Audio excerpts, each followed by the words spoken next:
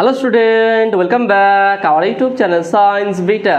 তো প্রিয় ছাত্রছাত্রীরা, আজকে আমি তোমাদের সঙ্গে ক্লাস 12 ফিজিক্সের নতুন একটা চ্যাপ্টার ধারকত্ব ধারক, এই চ্যাপ্টারের এমসিকিউ প্রশ্নের সমাধানে আলোচনা করব। এবং যেই সমস্ত এমসি করা সেটা হচ্ছে তোমাদের ছায়া প্রকাশনের যে বই আছে ফিজিক্সের, সেই বই থেকে এমসি করাবো এবং চেষ্টা করব সবথেকে সহজ এবং সরল করে বোঝানোর। এই চ্যাপ্টারের নিউমেরিক্যাল প্রবলেম সমাধান করা হয়ে গেছে, থিওরি কমপ্লিট করা হয়ে গেছে। যারা দেখুনি অবশ্যই দেখে নেবে, লিঙ্ক এই ভিডিও ডিসক্রিপশনে পেয়ে যাবে। সেখান থেকে তোমরা যাদের এই চ্যাপ্টারের থিওরি কমপ্লিট হয়নি থিওরি ভিডিও দেখে নেবে, তারপরে নিউমেরিক্যাল দেখে নেবে, তারপরে এমসিকিউ স্টার্ট হচ্ছে আজ থেকে। তো খুব সহজে আমি পুরো এমসিকিউটা তোমাদের ব্যাখ্যা সহকারে একদম সহজ করে তোমাদের বুঝিয়ে দেবো। ওকে, সেই ভিডিও কথা স্কিপ না করে প্রথম থেকে একদম শেষ পর্যন্ত দেখবে। আর নতুন থাকলে অবশ্যই সায়েন্স বিটা চ্যানেল সাবস্ক্রাইব করবে এবং পাশে থাকা বেল আইকনটা প্রেস করবে। ভিডিওতে একটা লাইক দেবে আর বন্ধুদের সঙ্গে বেশি করে শেয়ার করবে। তা দেখে নাও প্রশ্নগুলো কী আছে। প্রথম প্রশ্ন দেখা যাক। 1 নম্বর প্রশ্ন কী বলছে, খুব সহজ প্রশ্ন দেখে নাও।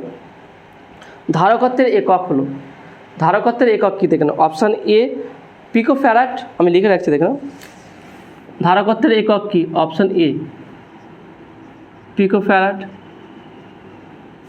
অপশান বি কী বলেছে? Option B coulomb.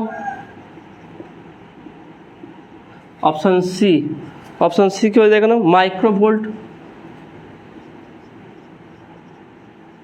Option D বলছে দেখে নাও ওয়েস্টেড।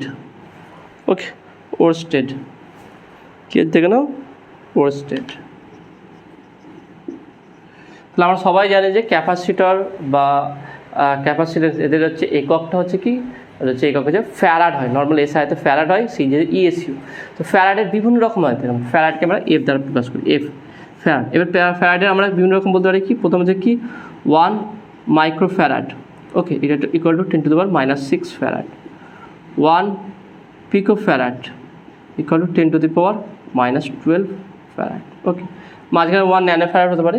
তো এখানে যেহেতু যে পিকোফ্যারাড বা ফ্যারাড একই জিনিস, ফ্যারাডের একটা ইউনিটের একটা বিভিন্ন স্তর আছে, সেই স্তর হিসাবে আছে। তাহলে এখানে দেখে নাও, তাহলে কোনটা এর সঙ্গে মিলছে দেখে নাও, পিকোফ্যারাড। তাহলে এটাই হচ্ছে option is the right answer. কারণ কুলম হচ্ছে চার্জের একক, আর মাইক্রোভোল্ট, ভোল্ট হচ্ছে কি বিভবের একক, আর ওয়েস্টের হচ্ছে কি ম্যাগনেটিক ফিল্ডের একক। ওকে, তাহলে অবশ্যই পিকোফ্যারাড বা ফ্যারাড, পিকোফ্যারাড থাকুক বা ফ্যারাড থাকুক, এটা হচ্ছে কি ক্যাপাসিটরের একক। ওকে, নেক্সট কোয়েশ্চেন নাম্বার 2। একই ব্যাসের একটি নিরেট গোলক ও একটি ফাঁপা গোলককে একই বিভব আহিত করা হলো, ফলে অপশান এ ফাঁপা গোলকের আধান বেশি হবে, অপশান বি উভয়ের আধান একই থাকবে, অপশান সি কেবলমাত্র ফাঁপা গোলককে আধান থাকবে, অপশান ডি নিরেট গোলককে বেশি আধান থাকবে। কোনটা সঠিক হবে দেখেন। খুবই কনসেপচুয়াল কোশ্চেন, দেখে নাও ভালো করে বুঝে নাও বিষয়টা। কোশ্চেন নাম্বার 2 বলেছে কি, দুটো গোলক আছে একই ব্যাসার্ধ, অর্থাৎ এটা যদি আর হয় এরও ব্যাসার্ধ হচ্ছে আর। তাহলে একই ব্যাসার্ধের দুটো গোলককে একটা ফাঁপা, অর্থাৎ একটা হোলো স্পিয়ার, মাঝখানে কিছু না, আর একটা সলিড। ওকে, একটা সলিড স্পিয়ার। তা দুটোকে আধান দেওয়া হলো এবং তার ফলে দুটোর বিভব কি সেম হলো, এর বিভব সেম। তাহলে কোনটার আধান বেশি হবে? ওকে, এখানে মধ্যে কোনটা বা আধানের কী পরিমাণ হবে বা কেমন হবে দেখে নাও। প্রথম হচ্ছে কি ফাঁপা গোলকের আধান বেশি হবে, অপশান এ বলছে কি ফাঁপা গোলকের আধান বেশি হবে, অপশান বি বলছে দেখেন উভয়ের আধান একই থাকবে, অপশান সি কেবলমাত্র ফাঁপা গোলককে আধান থাকবে, অপশান ডি নিরেট গোলকে বেশি আধান থাকবে।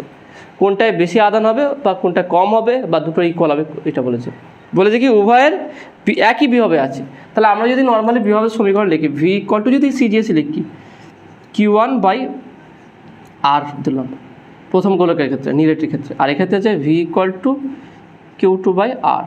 কারণ ভি দুটো ইকুয়াল আর ব্যাসা দুটো ইকুয়াল।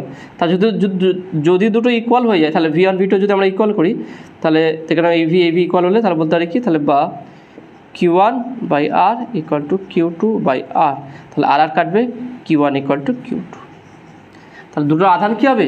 সেম হবে চার্জ, দুটো চার্জও সেম হবে। অর্থাৎ দুটো গোলকের যেখানে মেন এটা ডিপেন্ড করে কি তাদের দূরত্ব, বিভব ডিপেন্ড করে দূরত্বের উপরে, কতটা দূরত্ব আছে তার উপরে। দূরত্ব বাড়লে বিভব কমবে, দূরত্ব কমলে বিভব বাড়বে। তাহলে এখানে দেখতে পাচ্ছি যে যেহেতু দুটোর বিভব সেম, তাহলে বিভব যদি সেম হয়ে যায় তাহলে অবশ্যই আধান দুটোও কী হবে, দুটোর মধ্যে সমানই হবে। অর্থাৎ এখানে দেখে নাও option B is right answer.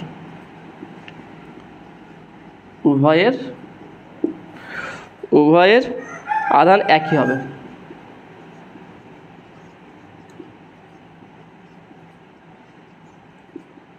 উভয়ের আয়তন একই। ওকে, এটা হচ্ছে right answer. Next question number 3 কী বলছে দেখে নাও। কোনো পরিবাহী গোলকের ব্যাসার্ধ 1 মিটার, কোনো পরিবাহী গোলকের ব্যাসার্ধ 1 মিটার হলে ফ্যারাড এককে তার ধারকত্ব হবে। ফ্যারাড এককে তার ধারকত্ব কত হবে, অর্থাৎ এর সাহায্যে বলেছে। তাহলে কোশ্চেন নাম্বার কত 3, এটা হচ্ছে কোশ্চেন নাম্বার 3।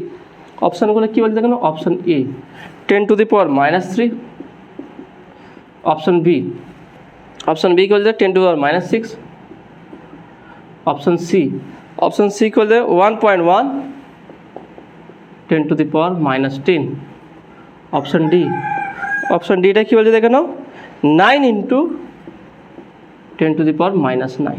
ওকে, এটা কী বলে ব্যাসার্ধ কত বলে দেখে নাও, এখানে হচ্ছে বলে এখানে ব্যাসার্ধ 1 মিটার। ওকে, তাহলে r = 1 মিটার। তাহলে সি = কত বের করতে হবে, আমরা জানি কি সি = 4πε0r। ওকে, তাহলে 1/4πε0 হচ্ছে কি 9 × 10⁹। তাহলে 4πε0 এর মান কত হবে 1/9 × 10⁹। তাহলে এখানে 1/9 × 10⁹ × 1। ওকে, তাহলে দেখে নাও 1/9 করলে কত হচ্ছে এটা, তাহলে এটা অ্যান্সার হবে কি দেখে নাও এইটা অপশান সি 1.1 × 10⁻⁻10 ফ্যারাড।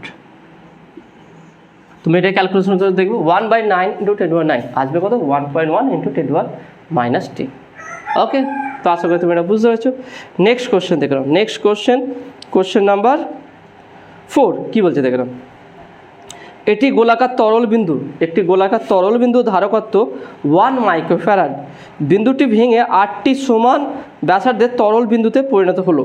প্রতিটি তরল বিন্দু ধারকত্ব কত হবে? খুবই সহজ কোশ্চেন দেখে নাও। প্রতিটি তরল বিন্দু ধারকত্ব বের করতে বলেছে দেখে নাও। তাহলে আমরা এটা কীভাবে নির্ণয় করব? কোশ্চেন নাম্বার 4 অপশানগুলো লিখে নিই।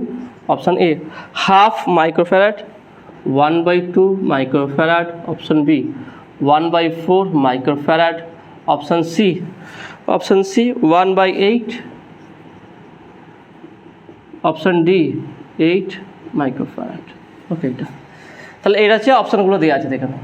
তাহলে আমরা কীভাবে বের করতে পারবো, এখানে বলছে কি একটা বড় বিন্দু ছিল, তার ব্যাসার্ধ ধরুন ক্যাপিটাল আর, এটা ভেঙে ছোট্ট 8টা বিন্দুতে পরিণত হচ্ছে 1 2 3 4 5 6 7 8। ওকে, 8টা, এবং প্রত্যেকটার ব্যাসার্ধ সেম স্মল আর।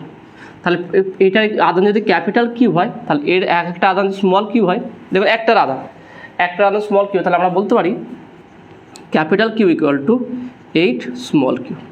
তা দেখে নাও, বড়টার আধান যদি ক্যাপিটাল কিউ হয় আর তাকে ভেঙে যদি 8টা ছোট্ট বিন্দুতে কনভার্ট করা হয়, তাহলে প্রত্যেকটার আধান যদি স্মল কিউ ধরে, তাহলে ক্যাপিটাল কিউ = 8 কিউ। ওকে, এটা এবার ধরুন বড়টার ধারকত্ব হচ্ছে কি সি।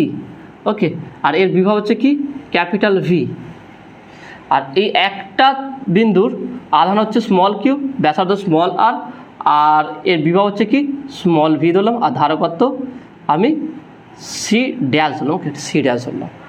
আমাকে বের করতে হবে সি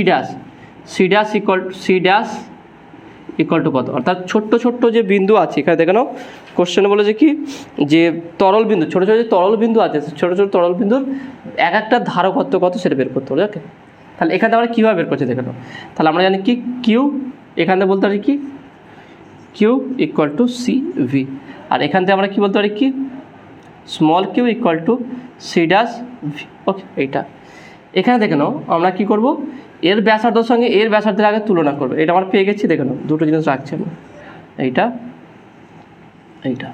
ওকে, এবার দেখো আমরা তুলনা করবো। কীভাবে তুলনা করবো দেখে নাও। আমরা জানি কি এইখানে দেখো না, এই একটা বড় গোলকের আয়তন যদি ধরি, আমি সেটাকে আয়তন বাই ভলিউম বা আয়তন, এর আয়তন কত হবে দেখে নাও 4/3 πr3। আর এই একটা ছোট্ট গোলকের আয়তন কত হবে দেখে নাও 4/3 πr3, তাই না, যেহেতু এর ব্যাসার্ধ স্মল আর। তাহলে আমি বলতে পারি এর আয়তন সমান 8 × 4, মানে একটি ছোট্ট গোলকের আয়তন, অর্থাৎ 8 গুণ ছোট্ট গোলকের যদি আয়তন নিই তাহলে টোটালটার আয়তন পেয়ে যাবো। তাহলে আমরা বলতে পারি কি অতএব 4/3 πr3 = 8 × 4/3 π স্মল r3। তা 4 পাই 4 পাই কেটে যাবে, তাহলে R Q equal to 8 R cube, তার মানে আর ইকুয়াল টু 2r। দেখে নাও আর ইকুয়াল টু 2r, কারণ দেখেন এখান থেকে আসবে কি R Q equal to 8 R cube, তার মানে R equal to 2r। Cube cube করে দাও, আর তোমাদের দেখিয়ে দিচ্ছি এখানটা দেখো না, যদি আমি এটা লিখি R Q equal to 8 small R Q, তাহলে R Q equal to 2r এর হোল কিউব, তার মানে এখান থেকে কী বলতে পারি আর ইকুয়াল টু 2r। তাহলে এখানে কী পেলাম আর ইকুয়াল টু 2r। তার মানে আমি যদি ধরি, ধরে নাও আমরা যদি ধরি এটা, কারণ এখানে বিভবটা আগে বের করতে হবে। ওকে, এখানে বিভবটা বের করতে হবে। তাহলে আমরা যদি বলি যে capital V equal to Q charge per distance, okay, তার মানে capital R, V equal to capital Q by R, okay এটা, R small Q by small R, okay এটা। তাহলে বা আমরা বলতে পারি V equal to capital Q, মানে দেখে নাও, বা আমি বলতে ক্যাপিটাল কিউ ইকুয়াল টু আমরা বলতে পারি কি 8 স্মল কিউ, ভালো করে দেখে নাও, capital Q equal to 8 small Q divided by small R, capital R মানে 2 স্মল আর, তাহলে 2 কাটলো 4, তাহলে V equal to 4 small Q by R, ঠিক আছে। তারপরে V equal to 4 small V, তাই না, V equal to 4 small V, তাহলে এটা পেয়ে গেলাম।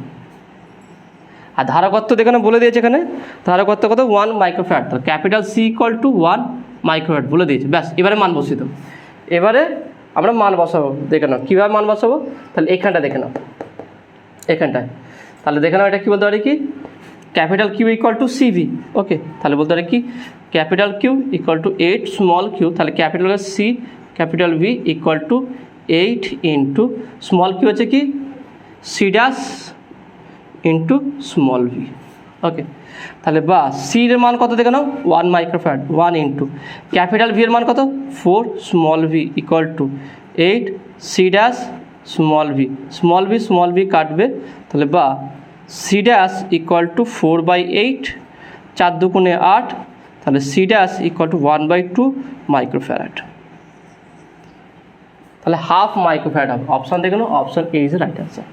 দেখুন আমি একটু তোমাদের বুঝিয়ে করছি, বলতে সময় লাগলো একটু, কিন্তু এটা খুব সহজই হয়ে যাবে। কীভাবে দেখে নাও, প্রথমে কী কাজ, ফার্স্ট স্টেপ কী করতে হবে, যে এর ব্যাসার্ধ ধরে নেবে, এর চার্জ, এর ভোল্টেজ আর ক্যাপাসিটর ধরে নেবে, আর এর ব্যাসার্ধ ধরে নেবে, আর ছোট্টগুলোকে একটা ব্যাসার্ধ ধরে নেবে, দুটোর আয়তন, এর আয়তন সমান 8 ইন্টু এর আয়তন, দুটো থেকে দুটোর ব্যাসার্ধের অনুপাত বের করবে বা ব্যাসার্ধের সম্পর্ক বের করবে। সেকেন্ড স্টেপ কী হবে, বিভবটা বের করবে, এই মানটা বসিয়ে দুটো বিভবের মধ্যে কি সম্পর্ক আসবে, ব্যাস। এবার আমরা জানি কি capital Q equal to 8 small Q, এখানে কিউ ইকুয়াল টু সিবি বসাবো, এখানে small Q equal to C dash V বসাবো, সেখানে মান বসিয়ে দিয়ে কাটাকুটি করে আমার সি ড্যাশের মান বা ছোট্ট গোলকের ধারকত্ব হবে সেটা বেরিয়ে যাবে, ওকে। এবং এই কোশ্চেন 3 নম্বরেও নিউমেরিক্যাল প্রবলেম হিসেবে দেয়, সেই জন্য এটা সুন্দর করে গুছিয়ে লিখবে। তাছাড়া আমি নিউমেরিক্যাল প্রবলেম যখন করি, প্রবলেম সেট 1-এর অঙ্কগুলো যদি দেখা খুব সহজে তোমরা বুঝতে পেরে যাবে, ওকে। নেক্সট কোশ্চেনে যাওয়া যাক। নেক্সট পরের কোশ্চেন হচ্ছে কি একই টাইপের কোশ্চেন আছে, দেখো কোশ্চেন নাম্বার 5 কী বলছে দেখো, 64টি বিন্দু মিলিত হয়ে একটি বড় বিন্দু তৈরি করলো, ওকে। অর্থাৎ আগে ছিল বড় বিন্দু ভেঙে গিয়ে ছোটো বিন্দু তৈরি হয়েছে, এবারে ছোটো বিন্দুগুলো মিলিত হয়ে একটা বড় গোলক তৈরি হয়েছে। 64টি বিন্দু মিলিত হয়ে একটি বড় বিন্দু তৈরি করলো, যদি প্রতিটি বিন্দু ধারকত্ব সি, বিভব ভি এবং আধান ক্যাপিটাল কিউ হয়, তবে বড় বিন্দু ধারকত্ব কত হবে, তাহলে যে বড় তৈরি হয়েছে তার ধারকত্ব কত হবে। খুব সুন্দর দেখে নাও, এরই অপোজিট, মানে এই অঙ্কটাই বলেছে কিন্তু এটা অপোজিটভাবে করতে হবে। তাহলে এই অঙ্কটা করলে আশা করি তোমাদের আর কোনো কনফিউজ থাকবে না এরকম অঙ্কের উপরে। তো দেখে নাও কোশ্চেন নাম্বার 5, অপশানগুলো দেখে নাও কী আছে আগে। অপশানগুলো কী বলেছে, C 4C 16C 64C, C 4C 16C 64, ওকে এইগুলো। তাহলে এখানে বলেছে দেখে নাও একটা বড় গোলক আছে, না একটা ছোট্ট গোলক আছে, দেখো ছোট্ট একটা গোলক আছে, ওকে। এইরকম 64 পিস, ওকে 64 পিস এটা ছোট্ট গোলক আছে, এইগুলো মিলিত হয়ে গিয়ে একটা বড় গোলক তৈরি হয়েছে, ওকে, বড় গোলক তৈরি হয়েছে। তাহলে এর ধারকত্ব কত হবে, ধারকত্ব কত হবে সেটা বের করতে হচ্ছে। এর বিভব বলেছে ক্যাপিটাল ভি, আধান বলেছে ক্যাপিটাল কিউ, আর ধারকত্ব হচ্ছে সি। ওকে, এটা বলে দিয়েছে। তাহলে এখান থেকে আমরা এটা দেওয়া আছে, আর এর বিভব জানি না, এর বিভবটাকে ধরে নেব ভি ড্যাশ। ওকে, আর এর ব্যাসার্ধ যেহেতু বড়, তাহলে এর ব্যাসার্ধ স্মল আর ধরছি। ওকে, এর ব্যাসার্ধ স্মল আর ধরছি, আর এই যদি বড় ধর এর ব্যাসার্ধ হচ্ছে ক্যাপিটাল আর। তা দুটোর আয়তন দেখে সেম হবে। দেখুন আমি বলতে পারি তাহলে যে 4/3 pi R Q equal to 64 into 4/3 pi small R Q. আগেটার মতো দেখে নাও, আগেরা 8টা ছিল, এবার 64টা। তাহলে বলে যে 64টা ছোট্ট বিন্দু মিলিত হয়ে বড় একটি গোলক তৈরি করছে। তাহলে একটির গোলকে ছোট একটি গোলকের আয়তন যদি 4/3 পাই আর কিউ হয়, তাহলে এরকম 64টা গোলকের আয়তন একটা বড় গোলকের আয়তন সমান হবে, কারণ এই 64টা গোলক মিলিয়ে গিয়ে তো বড় তৈরি হয়েছে। ভালো করে বুঝে নাও, 64টা বিন্দু মিলিত হয়ে বড় একটা বিন্দু তৈরি হয়েছে। তার 64টা ছোট বিন্দুর আয়তন সমান একটা বড় বিন্দুর আয়তন, তাই না? সহজ হিসাব তো, এর আগে যেটা করলাম। তাহলে এখানে দেখে নাও 4/3 পাই কেটে দিলাম, তাহলে R Q equal to 64 R cube. 64 কত করে কত দেখে নাও, 4×4 = 16, 4×16 = 64, তাহলে 4 কিউ ইন্টু আর কিউ। তাহলে এখান থেকে বলতে পারি কি আর ইকুয়াল টু 4 স্মল আর, তাই না? আর ইকুয়াল টু 4 স্মল আর, এটা হয়ে গেল। এবার দেখুন আমরা ভি ড্যাশটা বের করবো। ভি ড্যাশটা কীভাবে বের করবো দেখুন, আগে ভিটা বের করে দেখে নাও। এখানে দেখে নাও ক্যাপাসিটার সি বলে দেখে, আগে ভিটা দেখে নাও কত হবে। V equal to Q by small R, V equal to Q by small R এর ব্যাসার্ধ। আর ভি ড্যাশ ইকুয়াল টু তাহলে কী হবে, V dash equal to 64 Q, কারণ 64টা কিউ, এর মধ্যে আধান কত আছে 64 কিউ, এটা হচ্ছে কি 64 কিউ, তাই না? এটা শুধু কিউ আর এর আধান 64 কিউ, তা 64 Q by R capital R, তার মানে বলতে কি 64 কিউ বাই আর হচ্ছে কি 4 স্মল আর। তাহলে 4×16 V dash equal to 16 Q by R, এই কিউ বাই আরটা কি ভি, ঠিক আছে? তাহলে ভি ড্যাশ ইকুয়াল 16 ভি আমরা পেয়ে গেলাম। তাহলে এখানে বলতে পারি কি, তাহলে অতএব 64 কিউ ইকুয়াল টু, বা আমরা এখান থেকে এইভাবে বলতে পারি, যেহেতু দেখুন এখানে কী বলেছে আমরা ভি ড্যাশ বের করতে, তাই না? ভি ড্যাশ আর C equal to C dash, এখানে দেখে নাও। তাহলে এখানটা আমরা কী বের করতে পারি দেখে নাও, তাহলে আমরা বলতে পারি যে C dash V dash equal to 64 C V, দেখে নাও। আমি যদি ধরি এর আধান হচ্ছে কি কিউ ড্যাশ আর এর হচ্ছে কি কিউ, তাহলে আমরা কি বলতে পারি কি এখানটায় Q dash equal to 64 Q, ঠিক আছে? 64 কিউ, তার মানে বলতে পারি কিউ ড্যাশটা হচ্ছে কি C dash V dash equal to 64, কিউটা হচ্ছে কি সিভি, কিউটা হচ্ছে কি আমরা জানি এটা আগে করলাম Q equal to CV. Okay, এইটা তাহলে এখানে মানটা বসিয়ে দিই, তাহলে বা সি ড্যাশ ইন্টু ভি ড্যাশটা হচ্ছে কি 16 V equal to 64 C into V, তাহলে এই ভি কাটবে, 4×16 তাহলে বা C dash equal to 4 C, তাহলে এখানে অ্যান্সার কত হবে দেখে নাও, C dash equal to 4 C. অপশানটা কোনটা আছে দেখে নাও, অপশান বি ইজ এর রাইট অ্যান্সার। ওকে, আগে একটু বুঝিয়ে অনেক করেছিলাম, সেই জন্য একটু দেরি হলো, কিন্তু এটা দেখে নাও আরও সহজে আরও কম সময়ের মধ্যে হয়ে গেল। তাহলে আমরা জানি Q equal to CV, Q dash equal to 64 Q, তাহলে সেখানে কিউ ড্যাশ আর C dash V dash 64 Q হচ্ছে কি সিভি, ব্যাস ভি ড্যাশের মান বসিয়ে দিলাম, আর এখানে ভি কেটে যাচ্ছে, তাহলে C dash equal to 4 C পেয়ে গেলাম। আগেটা কি সি বলে দেওয়া ছিল, সেই জন্য মান বসিয়ে দিয়েছিলাম। ওকে, তো আশা করি তোমরা বুঝতে পেরেছো। নেক্সট কোশ্চেন নাম্বার 6 কী বলছে দেখে নাও, দুটি গোলাকার পরিবাহী এ ও বি এর ব্যাসার্ধ যথাক্রমে 1 মিলিমিটার এবং 2 মিলিমিটার এবং তাদের মধ্যে দূরত্বের ব্যবধান 5 সেন্টিমিটার। ওকে, 5 সেন্টিমিটার। পরিবাহী দুটির সুষমভাবে আহিত যদি পরিবাহী দ্বয়কে একটি পরিবাহী তার দিয়ে যুক্ত করা হয় তবে সাম্যাবস্থায় এ ও বি গোলকদ্বয়ের পৃষ্ঠতলের তড়িৎ ক্ষেত্রপ্রাবল্যের অনুপাত কত হবে? ক্ষেত্রপ্রাবল্যের অনুপাত কত বের করতে বলেছে, অর্থাৎ ইলেকট্রিক ফিল্ডটা বের করতে হবে পৃষ্ঠে, গোলকের পৃষ্ঠে। ওকে, খুবই সহজ আছে, চিন্তার কোনো বিষয় নেই, এটা অঙ্কটা খুবই সহজ আছে। তাহলে কীভাবে সমাধান করবে দেখে নাও। তাহলে দেখে নাও কোশ্চেন নাম্বার 6। কোশ্চেন নাম্বার 6 অপশানগুলো কী বলেছে দেখে নাও। First option A 4:1, option B, option beta কী হচ্ছে 1:2, 1:2, option C 2:1, option D 1:4। Okay, এটা তাহলে বলে যায় দুটো গোলক আছে। ওকে, একটা হচ্ছে 1 মিলিমিটার, একটা হচ্ছে দেখে না কী বলছে 2 মিলিমিটার। এটা দিলাম R1,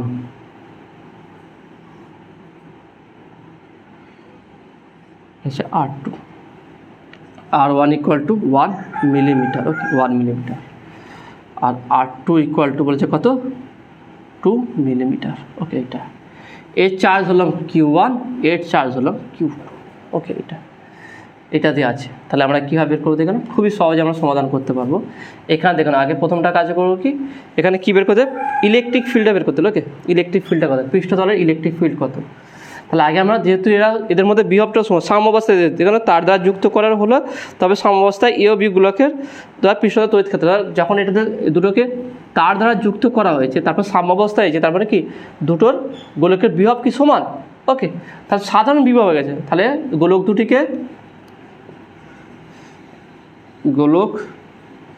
দুটিকে তার দ্বারা যুক্ত করলে উভয়ের বিভব সমান হবে, অর্থাৎ V = এর ক্ষেত্রে ধরলাম কি Q1/R1 এবং V = Q2/R2। তাহলে এখানে দুটোকে ইকুয়াল করলে কী হবে, Q1/R1 = Q2/R2। তার মানে কী বলতে পারি, বা Q1/Q2 = R1/R2। তাহলে দেখে না আমরা দুটোর মধ্যে সম্পর্ক পেলাম, Q1/Q2 = R1/R2। এটা পেয়ে গেলাম আধানের সঙ্গে তাদের ব্যাসার্ধের সম্পর্ক। নেক্সট চলে আসে ইলেকট্রিক ফিল্ড বের করতে হচ্ছে। তাহলে E1 ইলেকট্রিক ফিল্ড, প্রথমটাকে E1 = Q1/R1²। ইলেকট্রিক ফিল্ডের স্কোয়ার হয়। আমি সিজিএসই করলাম কারণ এখানে ইউনিট কিছু বলে দেয় না, আমার দরকার নেই, আমার তো দরকার। আর তাছাড়া এটা এমসিকিউ কোশ্চেন। ওকে, তাহলে E2 = Q2/R2²। তাহলে অতএব E1/E2 = Q1/R1² তাহলে কী হবে দেখে নাও, Q1/Q2 ইন্টু এটা উপরে উঠে যাবে R2/R1²। এটা হলো Q1/Q2 মান কি R1/R2, R1/R2 ইন্টু R2²/R1²। তাহলে R1 একটা কাটবে। ওকে, R1 একটা কাটবে, R2 একটা কাটবে। তাহলে বা E1/E2 = R2/R1। R2-র মান কত দেখে নাও 2 মিলিমিটার। আমি এখানে ইউনিট চেঞ্জ করলাম না, কারণ কি অনুপাত হবে, অনুপাত হলে ইউনিটের কোনো ভ্যালু থাকে না, কেটে যাবে। তা 2/1, তার মানে E1:E2 = 2:1। ওকে, এটা তাহলে 2:1 হবে অ্যান্সার। তাহলে option C is right answer. Simple ছিল, দেখে না, যেহেতু সাম্যাবস্থায় এসছে তার দুটো বিভব Q1/R1, Q2/R2, এর বিভব দুটোর বিভব সমান হবে, অর্থাৎ Q1/R1 = Q2/R2। সেখানে Q1 আর Q1 আধানের সঙ্গে ব্যাসার্ধের সম্পর্কটা পেয়ে গেলাম। দ্বিতীয় ক্ষেত্রে ইলেকট্রিক ফিল্ড আমরা জানি E1 = Q1/R1², দুটো ইলেকট্রিক ফিল্ড তাদের অনুপাত করলাম। তাহলে আধান আর ব্যাসার্ধ আছে, এ সহায়তা করলে কোনো সমস্যা হতো না, কারণ 1/4πε0 বা কে সেগুলো সব কেটে যাবে, থাকবে না। ওকে, কেটে যাবে, সেই জন্য লেখা না লেখা কোনো যায় আসে না। যদি এটা দেখে নাও, যদি বায়ু মাধ্যম, যদি অঙ্ক লেখার ক্ষেত্রে হয়, যদি 2 নম্বর বা 3 নম্বর থাকে সেক্ষেত্রে তোমাকে লিখতে হবে। যদি বাই মাধ্যম বলে দেয় তাহলে তুমি সিজিএসে করবে, সিজিএস যদি বলে যদি এসআইতে কোনো ভ্যালু থাকে তাহলে এসআই করবে।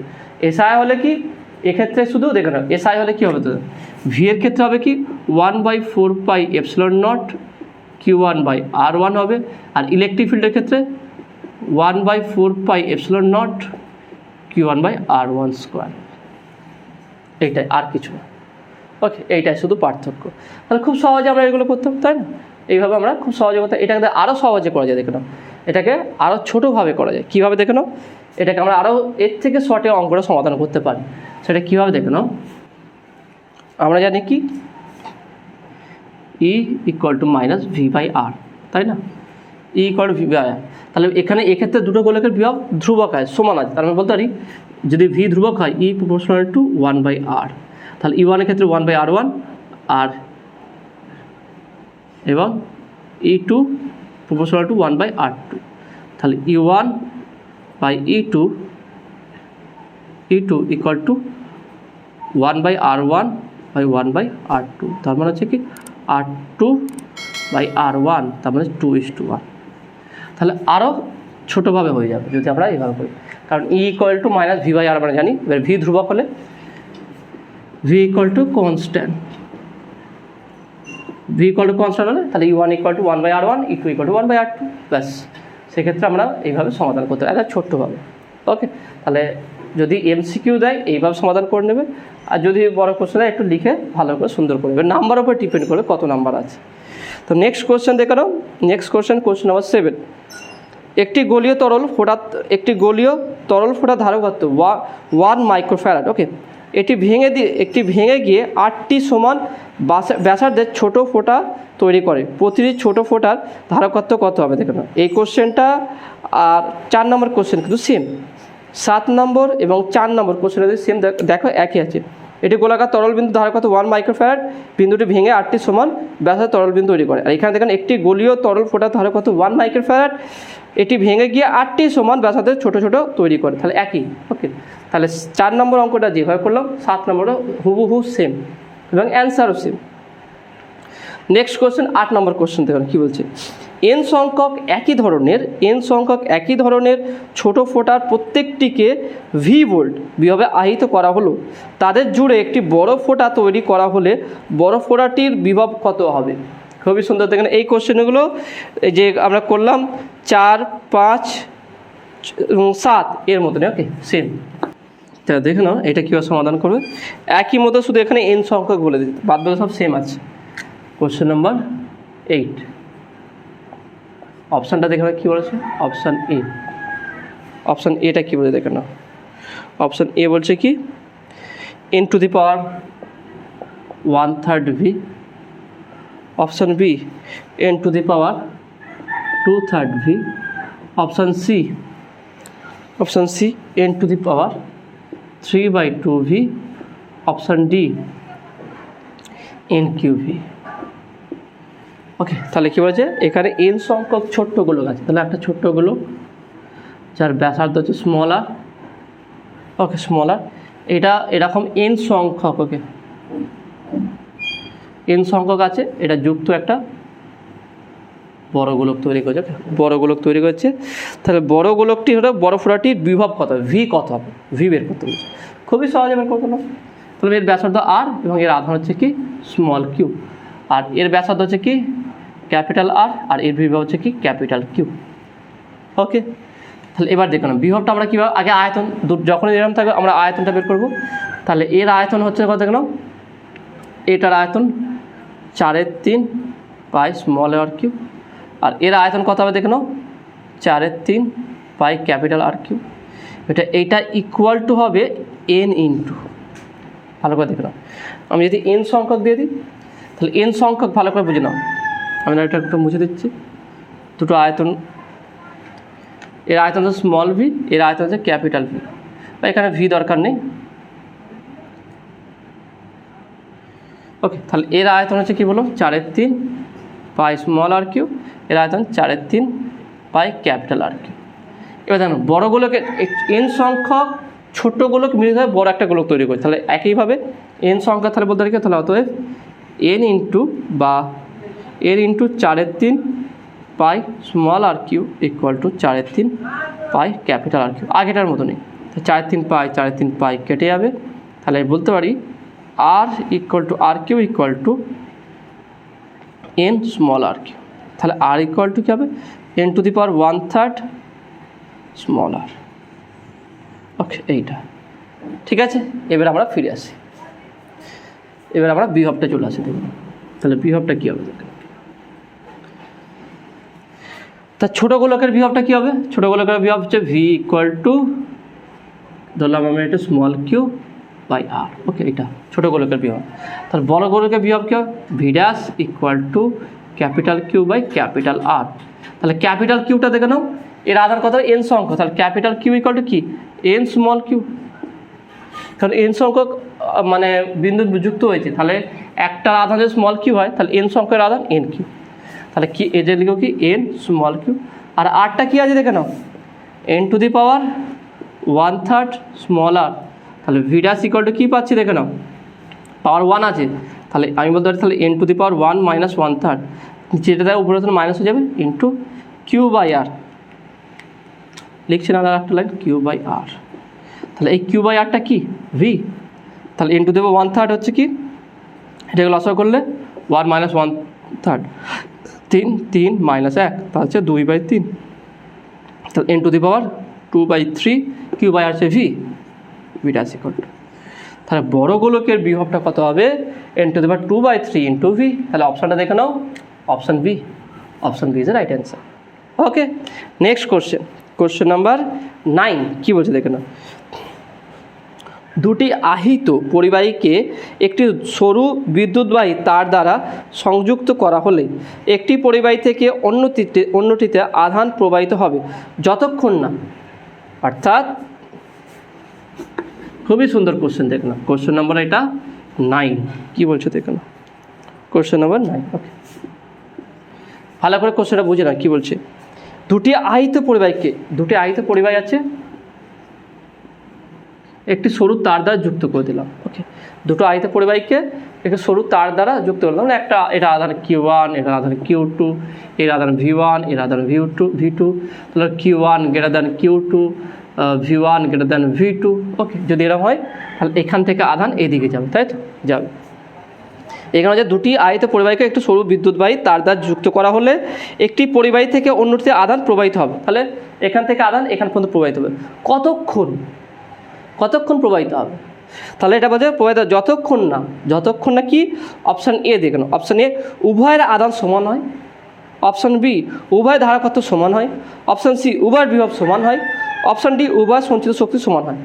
দেখে নাও, তোমরা যারা এর আগে এই চ্যাপ্টারটা ভালো 3D পড়েছো, খুব সহজ, একদম মুখে উত্তর হয়ে যাবে। সেটা কি, যতক্ষণ এখান থেকে বিভব এখান থেকে আধান এখান যাবে যতক্ষণ না উভয়ের আধান সমান হচ্ছে, একটা সাধারণ একটা বিভবে আসছে ততক্ষণ। সেই জন্য আমরা সাধারণ বিভব কমন পোটেনশিয়াল নির্ণয় করি। তাহলে একটা উচ্চ বিভব থেকে একটা নিম্ন বিভবের কোনো গোলককে যদি একটা তার দ্বারা যুক্ত করা হয়, পরিবাহী তার দ্বারা, তাহলে একটা থেকে আধান একটাতে প্রবাহিত হবে কতক্ষণ? যতক্ষণ উভয়ের আধান উভয় বিভব সমান হচ্ছে। তা যখনই উভয়ের বিভব সমান হয়ে যাবে তখন আধান আর যাতায়াত করবে না। তাহলে এক্ষেত্রে হচ্ছে কি, option C is a right answer. উভয়ের বিভব যতক্ষণে সমান হচ্ছে ততক্ষণ মানে আধান প্রবাহিত হবে, আর আধান প্রবাহ বন্ধ হয়ে গেছে মানে হচ্ছে কি, তারপরে উভয়ের বিভব কি সমান হয়ে গেছে। ওকে, তো তার মানে যদি এরকম কোশ্চেন দেয় যে দুটো পরিবাহীগুলোকে একটি সরু তার দ্বারা যুক্ত করার পর যদি ওই তার দিয়ে বা ওই পরিবাহী তার দ্বারা কোনো আদান প্রদান যদি না হয়, তাহলে ওই দুটো গোলকের বিভব কত হবে? তাহলে সমান হবে, সেই জন্য আদান প্রদান হবে না। ওকে, নেক্সট কোশ্চেন নাম্বার 10 কী বলছে দেখে নাও। R1 ও R2 ব্যাসার্ধ সম্পূর্ণ দুটি গোলীয় পরিবাহীকে একটি সরু তড়িৎবাহী তার দ্বারা যুক্ত করে এই ব্যবস্থাটিতে কিছু পরিমাণ আধান দেওয়া হলো। তাহলে এই দুই গোলীয় পরিবাহীতে আধান এমনভাবে বণ্টিত হবে যাতে তাদের তলমাত্রিক আধান ঘনত্বের অনুপাত হয়। তাদের তলমাত্রিক আধান ঘনত্বের অনুপাত কত হবে দেখে নাও, সেটা বের করতে বলেছে। অর্থাৎ সারফেস চার্জ ডেনসিটি কত হবে, তা দেখো না কোশ্চেন নাম্বার 10 অপশান এটা কী বলছে দেখে নাও। R1/R2, option B R2/R1, option C R1 square by R2 square, R1 square by R2 square. Option D হচ্ছে R2 square by R1 square. ওকে, তাহলে কী বলছে R1 আর R2 ব্যাসার্ধ সম্পূর্ণ দুটি গোলীয় পরিবাহীকে একটি সরু তড়িৎবাহী তার দ্বারা যুক্ত করে ওই ব্যবস্থাটায় কিছু পরিমাণ আধান দেওয়া হলো। তাহলে এই দুই গোলীয় পরিবাহীতে আধান এমনভাবে বণ্টিত হবে যাতে তাদের তলমাত্রায় আদান ঘনত্বের অনুপাত হয়, অর্থাৎ আধান কীভাবে বণ্টিত হবে দেখেন আমরা জানি। তাহলে কি যে আমরা বের করেছিলাম Q1 বাই Q2 যদি সরু পরিবাহী তার দ্বারা যুক্ত করে তার দুটোর বিভব সমান হবে। বিভব সমান হবে মানে কি Q1 by Q2 equal to R1 by R2, তাই না?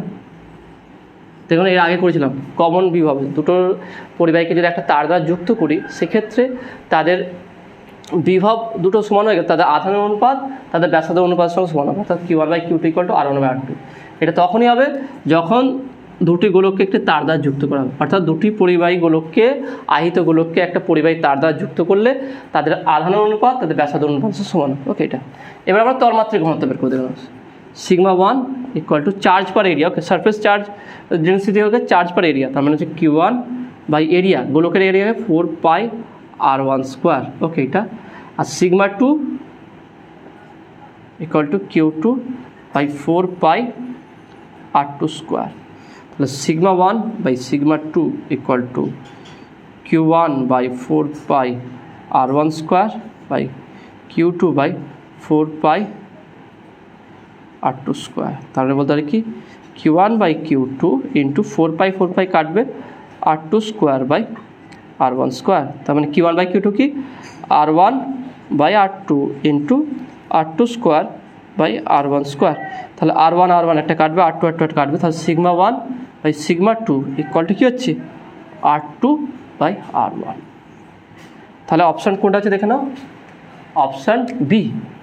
Option B is a right answer. তাহলে R2 বাই R1 সিম্পল, তাই না? মেন হচ্ছে থিওরি যদি তোমার ভালোভাবে করা থাকে না খুব সহজে এগুলো করতে হবে। সেই থিওরির দিকে ভালো করে জোর দাও। এই চ্যাপ্টারের পুরো টোটাল থিওরি কিন্তু কমপ্লিট করা আছে, পুরো A to Z বোঝানো আছে। একবার দেখবে খুব সহজে বুঝতে পারা যাবে, মানে এমনি আলাদা রকম করে পড়ার প্রয়োজনে ভিডিও দেখি সঙ্গে সঙ্গে তুমি বুঝতে পারা যায় যে কীভাবে এটা হচ্ছে, আর খুব মজা লাগবে, ইন্টারেস্ট লাগবে। ফিজিক্সকে বিশেষ করে যে সমস্ত ছাত্ররা ভয় করে তাদের বলবো এই চ্যাপ্টারে তোমরা আবার থিওরি দেখবে, যে কোনো একটা চ্যাপ্টার ভিডিও একটা থিওরি দেখে নেবে। প্রায় 90% চ্যাপ্টার সব কমপ্লিট করা হয়ে গেছে, হয়তো একটা বা দুটো চ্যাপ্টার বাকি আছে। ওকে, সব কমপ্লিট করা গেছে, তোমরা একবার দেখবে, অবশ্যই তোমার ফিজিক্সের প্রতি ইন্টারেস্ট বেড়ে যাবে। তাহলে right answer is option B. Okay, next question number 11 কী বলছে দেখে নাও। C1 ও C2 ধারকত্ব বিশিষ্ট দুটি ধারক একটি বর্তনীতে সুইচের সঙ্গে যুক্ত করা হলো। ওকে, সুইচের সঙ্গে যুক্ত করা হলো। প্রাথমিকভাবে সুইচটি খোলা অবস্থায় C1 ধারকটির আধানের পরিমাণ ছিল Q। C1 এর আধান কত ছিল Q। যখন সুইচটি বর্তনীর সাথে আবদ্ধ হয় তখন স্থিতাবস্থা ধারকটির প্রতিটির আধান কত হবে। তাহলে খুব সহজে আমরা বের করতে হবে এর আধান কত হবে, দেখুন খুব সহজ একদম। Question number 11 option A. আগে অপশানগুলো লিখে নিই। অপশান এ হচ্ছে কি Q to Q। Option B, option বিটা দেখে না কি আছে Q/3 2Q/3। ওকে, এটা অপশান সি। অপশান সিটা কী বলে দেখে নাও 2Q/3, 3Q। Option D 3Q বলেছে, 2Q/3 অপশানটা বলছে 4Q/3। ওকে, তাহলে ছবিটা এখান দিয়ে আছে দেখে নাও।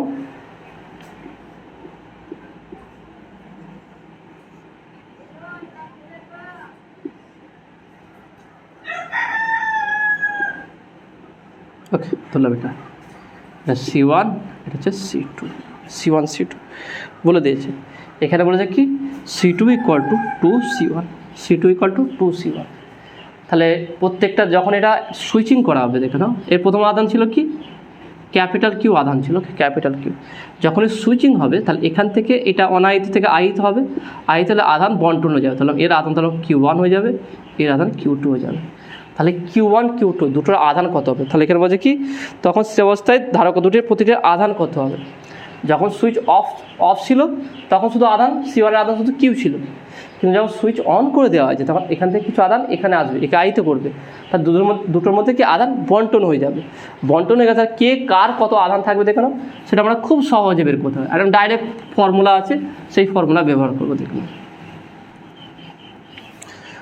সেটা কি দেখুন, যেমন একটা তোমাদের আছে একটা আহিত গোলক একটা অনাহিত গোলক, SC1 SC2 যদি দুটোকে যুক্ত করা হয় তাহলে এখান থেকে এর আধান Q1 আর এর আধান 0 ছিল, কিছু ছিল না, তাহলে এর তার দ্বারা যুক্ত করলে ওকে, এর তার দ্বারা যুক্ত করলে তাহলে এখানের মধ্যে যে আধান বন্টন হবে Q1 Q2 সেটা বের করতে হবে।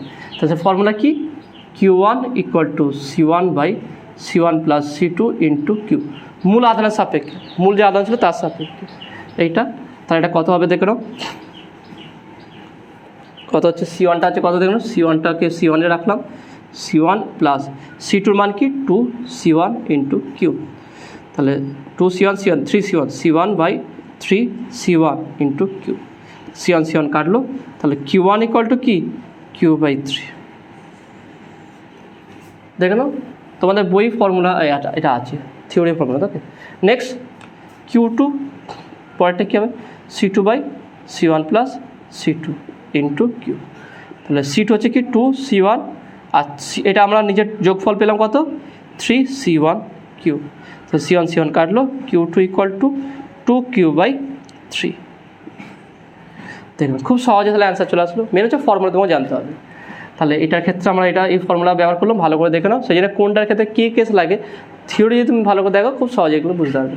তাহলে অ্যান্সার আসলে কি, প্রথমটার আধান Q/3, দ্বিতীয়টার আধান কী হবে 2Q/3, অর্থাৎ অপশানটা দেখে নাও option B is a right answer. Okay, তো আসলে তুমি এটা বুঝতে পেরেছো। পরের কোশ্চেন যাওয়া যাক। পরের কোশ্চেনে দেখে নাও 12 নম্বর কোশ্চেনটা আছে, এটা তোমাদের দেখে নাও করে দেওয়া আছে, দেখে নেবে, এটা করে দেওয়া আছে, খুব সহজ আছে, যদি বুঝতে না পারো সেটা আমাকে কমেন্টে জানাবে। নেক্সট কোশ্চেন নাম্বার 13 কী বলছে দেখে নাও, কয়েকটি ধারককে একই পরিমাণে চার্জ করা হলো, ধারকগুলির প্লেট দুটির মধ্যে বিভব প্রভেদ V এর সাথে তাদের ধারকত্ব C এর পরিবর্তন নিচে যে লেখচিত্র দ্বারা দেখানো হয়েছে তা হলো, তার মধ্যে কোনটা হবে দেখেন, খুবই সহজ, একদম সহজ। তাহলে কী বলেছে দেখে নাও, কোশ্চেন নাম্বার কত আছে দেখ, কোশ্চেন নাম্বার 13। ওকে, অপশানগুলো এখানে কী বলেছে দেখো, আমি অপশানগুলো লিখছি দেখে নাও। অপশান এ এটা V, এটা C, মূলবিন্দুগামী সরলরেখা। অপশান বি কী বলছে দেখে নাও, এটা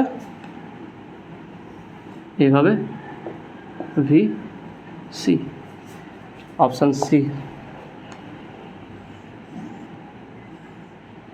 এটা V, এটা C। অপশান ডি এটা কি হচ্ছে, ওকে এইভাবে আছে VC। কোনটা হতে হবে, কোশ্চেনটা ভালো করে বুঝে নাও একটু। কয়েকটি ধারককে একই পরিমাণ চার্জ হলো, অর্থাৎ আধান এখানে কনস্ট্যান্ট, একই পরিমাণ চার্জ করা হলো, ধারকগুলির প্লেট দুটির মধ্যে বিভব প্রভেদ V এর সাথে তাদের ধারকত্ব C এর পরিবর্তন নিচে যে লিখেছে, অর্থাৎ V আর C এর পরিবর্তনের সমীকরণটা কী হবে, আমরা জানি কি Q = CV, তাহলে বা V = Q/C, তাই না। এবার Q যদি ধ্রুবক হয় তাহলে V = 1/C, C বাড়লে V কমবে, V বাড়লে C কমবে, তাহলে এদের মধ্যে কি ব্যস্ত অনুপাতিক আছে, তাহলে ব্যস্ত অনুপাতিক কোনটা হবে দেখে নাও, এইটা হবে না নিশ্চয়ই, ওকে এইটাও হবে না আর এটাও হবে না, তাহলে option D is right answer. Okay, তাহলে এটা হচ্ছে option D is a right answer. Okay, দেখে নাও যখন এইটা কম ছিল এইটা ম্যাক্সিমাম, এটা যেমন বেশি হয়েছে এটা তো কমে গেছে, তাহলে একটা বাড়লে একটা কমলে তার রূপ হবে এটা। ওকে, নেক্সট কোশ্চেন নাম্বার 14 কী বলছে দেখে নাও, যখন একটি ধারককে একটি ব্যাটারির সঙ্গে যুক্ত করা হয় তখন, যখন একটা ক্যাপাসিটরকে একটা ব্যাটারির সঙ্গে যুক্ত করা হয় তখন অপশান এ বর্তনীতে আদেও কোনো তড়িৎ প্রবাহ হয় না, অপশান বি বর্তনীতে কিছুক্ষণের জন্য তড়িৎ প্রবাহ হয় এবং তারপর প্রবাহ বন্ধ হয়ে যায়, অপশান সি প্রবাহ বাড়তে বাড়তে একটি সর্বাধিক মানে পৌঁছায় যখন ধারকটি ব্যাটারি ভোল্টেজের সমান বিভবে লাভ করবে। ওকে, অপশান ডি বর্তনীতে একটি পরিবর্তী তড়িৎ প্রবাহিত হয়, কোনটা সঠিক উত্তর হবে দেখো না, আমি ছবিটা আঁকছি আগে, তুমি ভালো করে বুঝে নাও।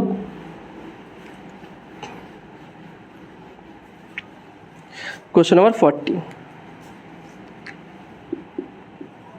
বলে ধরো একটা ক্যাপাসিটর আছে, তাকে একটা ব্যাটারির সঙ্গে যুক্ত করা হলো, তাহলে কী ঘটবে দেখো।